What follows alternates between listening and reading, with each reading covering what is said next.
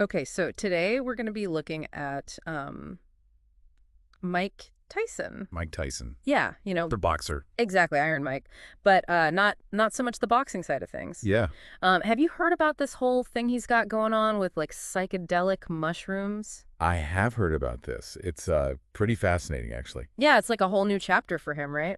It is, yeah, and I mean, it's kind of a surprising turn when you think about it. Right. The image of him as this fierce fighter, Yeah, and then intimidating. exactly, Yeah. and now he's all about healing and transformation. Yeah, so that's kind of what we're going to be digging into today. Yeah. The source material we have is this really interesting article from Shroom Traders. Okay. It's called Mike Tyson and Mushrooms, A Journey to Healing and Transformation. Okay. And it was published just this week on November 15, 2024. Wow. So it's very recent. Yeah, hot off the presses. That's great. So I guess the mission today is to try to figure out like what led him down this path. How have these experiences with mushrooms impacted him? Hmm. What does it all mean, in the bigger picture of like mental health and, societal views and all that? Yeah, absolutely. I think to really understand the significance of this journey, we have to kind of go back a bit. Okay. Think about his early years, his rise to fame as the youngest heavyweight champion. Yeah, that was incredible. It was an incredible achievement. To see him. But his life has also been marked by a lot of Well, challenges. definitely. Legal battles, substance abuse, a prison sentence. Right. It wasn't all like championship belts and Yeah, exactly. victory parades. It's been a roller coaster. Yeah, there was a lot of darkness there for sure. Hmm. And according to the article, that's kind of where psychedelics came in, Right. specifically psilocybin mushrooms. Okay.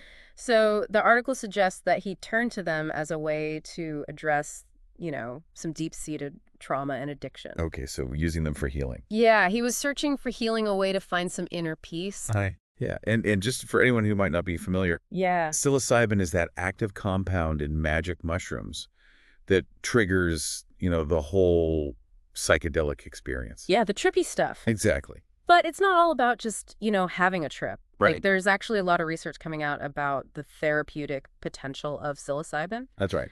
There are clinical trials showing really promising results for conditions like depression, anxiety, PTSD. Hmm.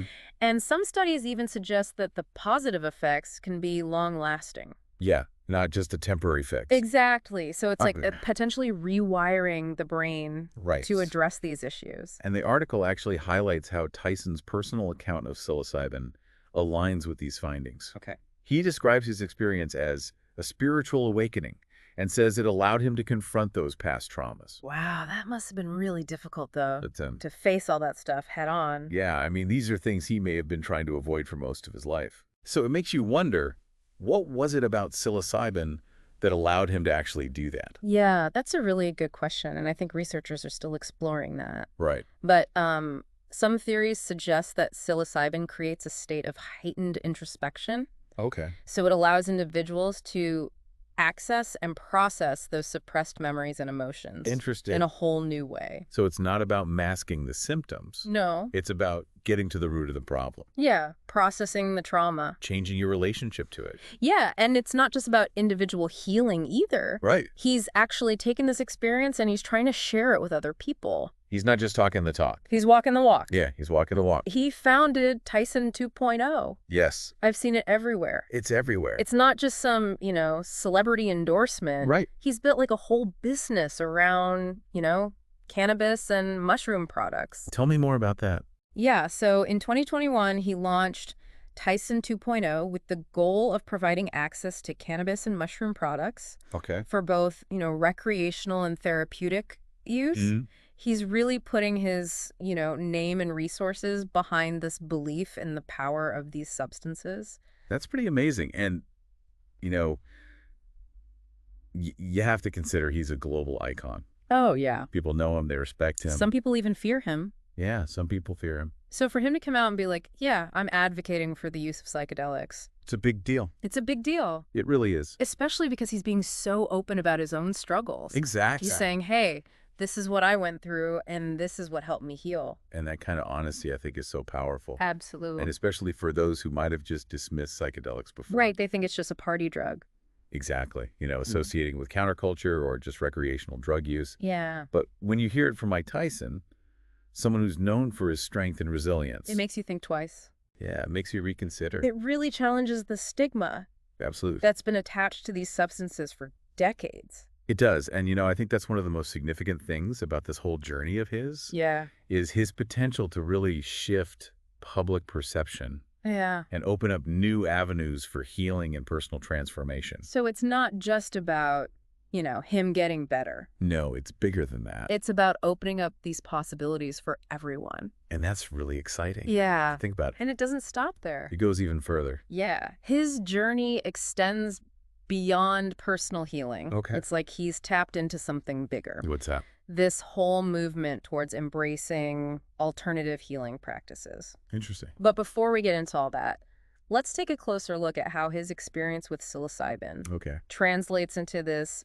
business venture and his role as an advocate. Let's do it. So we'll delve into those details next. Sounds good. It's a fascinating intersection of personal transformation and entrepreneurial vision. Can't wait. Yeah, me too. So we were talking about how Mike Tyson has become like this advocate for the use of psilocybin in therapy. Yeah, it's really interesting how it's all kind of come together for him. Yeah, it's not just about selling products. Right. He seems to be very passionate about changing the conversation around these substances. Definitely. And it seems like his timing is pretty good too. Yeah. How so? Well, there's all this research coming out about the potential benefits of psychedelics. Oh, yeah, especially for mental health. Exactly. And he's right there, at the forefront. And what's really impactful is how open he is about his own struggles. Yeah, that's what I was thinking too. He doesn't shy away from the, addiction and trauma.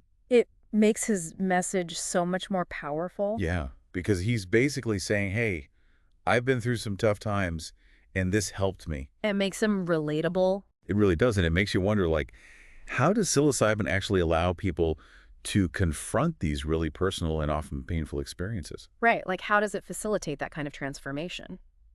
That's a great question, and, one theory is that psilocybin disrupts the default mode network in the brain. What? Default mode network. Mm. It's responsible for, our sense of self and, our usual patterns of thinking. Okay. So by temporarily disrupting that network, Right. it's believed that psilocybin allows for a more flexible and open state of mind. So it's almost like hitting the reset button. Yeah, exactly. And then you can kind of process those emotions and memories that might have been buried. Right. And by doing that, by accessing those deeply rooted issues, people can gain new insights. So they can develop healthier coping mechanisms. Exactly. And ultimately change their relationship to those experiences.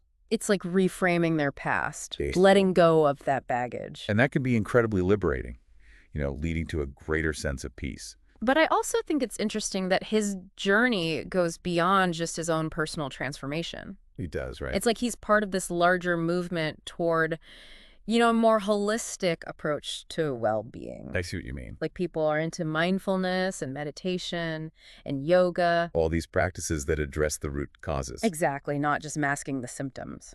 And psychedelics are becoming recognized as a tool for personal growth and transformation within that. Yeah, it's not just about treating a specific condition. It's Right. about exploring consciousness and our own minds and emotions. Exactly. I mean, it is kind of amazing that these ancient practices are being rediscovered and integrated into modern approaches to mental health. It is fascinating, but we have to acknowledge there are still challenges and concerns. Oh, for sure. I mean, there are legal restrictions, concerns about safety. Definitely. And we need trained professionals to guide these experiences. We can't just throw caution to the wind. So what does a responsible and ethical approach look like? Well, it means making sure these therapies are administered in a safe and controlled environment. Yeah, with trained professionals. Exactly. We need guidelines and protocols to minimize the risks. But also to maximize the benefits. Absolutely. And we need to educate the public. Right, because it's not just a quick fix. It's not. It's not like taking a pill and everything's better. It takes work. Yeah, preparation, integration, ongoing support. Right. And it's not suitable for everyone. Definitely not. There are risks, and we need to consider those carefully. But I think we are moving towards a more personalized approach to mental health care. I think so, too. One that recognizes that the one-size-fits-all model just doesn't work. It doesn't. And psychedelics could become another tool in the toolbox. Exactly, for people who haven't found relief with traditional methods. But we need a change in societal attitudes. We do. We need to move away from those fear-based narratives. For sure. And embrace a more nuanced understanding. Acknowledging the benefits and the the risks. Right, and remembering that responsible use is key. And I think that's why stories like Mike Tyson's are so important. Yeah, they help challenge those stereotypes. They open up a dialogue. They give people hope. So Tyson's journey is compelling, but it's also a catalyst for a much larger conversation. Right. What does it tell us about our current approaches to mental health? And what might the future hold if we embrace a more holistic understanding of healing? Those are some really thought-provoking questions. They are, and we'll delve into them after a quick break. So we're back, and I'm still thinking about Mike Tyson and this whole thing with mushrooms. Yeah, it's pretty mind-blowing, isn't it? It is. Like, it's one thing for him to be doing this, for his own healing. Right. But it's another to be, advocating for it and trying to change people's minds. He's really putting himself out there. He is, and it makes you wonder, what does this all mean for everyone else? Yeah, for people who are struggling with mental health challenges. Exactly. Is this something that could actually help them, too? Well, I think his story is just one part of a much bigger picture. We're seeing this huge increase in interest in alternative therapies. Like the mindfulness stuff we were talking about. Exactly. And psychedelics are right at the forefront of that. But there's still a lot of fear and suspicion around them. Yeah, a lot of people still see them as dangerous drugs. So how do we change that? Well, I think education is key. Okay. We need to make sure people understand the science behind it. Right. It's not just about getting high. Exactly. There's a lot of research showing the therapeutic potential. And we need to talk about the risks, too. Oh, absolutely. We can't just pretend there aren't any. But it seems like with the right guidance and support, Yeah, psychedelics could really help people. it could be another tool in the toolbox, For sure. especially for those who hasn't found relief through traditional methods. But that requires a shift in societal attitudes, right? It does. We Yeah. need to move away from that fear-based narrative. Yeah. We need to be more open-minded. Exactly. Acknowledge both the benefits and the risks. And remember that responsible use is crucial. Couldn't have said it better myself. So I guess what we're really talking about here is healing Yeah, and the incredible potential that exists within each of us. and that's a powerful message. It is. And maybe Mike Tyson's story can help inspire others. I think it already is, Yeah, to find their own path to healing whatever that may look like. and to keep an open mind as we explore new frontiers in mental health and well-being. That's what it's all about. So thanks for joining us on this deep dive. My pleasure. It's been quite a journey. It has, and who knows what the future holds. That's the exciting part.